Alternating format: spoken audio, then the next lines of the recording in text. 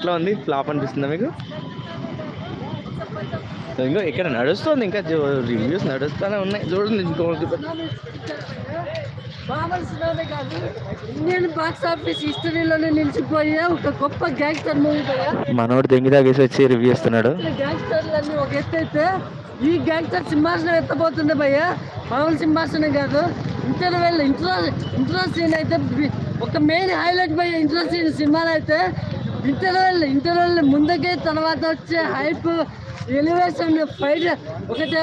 మీకు ఒకటి సలార్లో శ్రీయారెడ్డి ఇచ్చిన సలార్ ఎలివేషన్స్ చిన్న కొడుకు ఇచ్చింది భయ్యా. ఇందులో కాటాదమ్మ పెద్ద కొడుకు అవతారం ఎత్తాడు పవన్ కళ్యాణ్.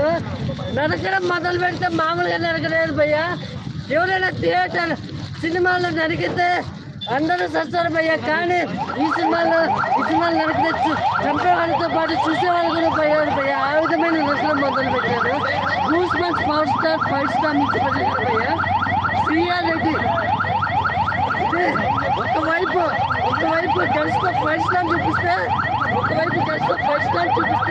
ఇంకోవైపు రెడ్ మాత చూపించారయ్యా. పెద్ద కొడుకు అవతారం ఎత్తాడు. ఇప్పుడు వరకు బాక్స్ ఆఫీస్ చరిత్రలో ఎప్పుడు తిరగరాలేని రీక్రియేటెడ్ హిస్టరీ క్రియేట్ చేయబోతున్నాడు. ఇప్పుడు వరకు ఇండియన్ సినిమా హిస్టరీ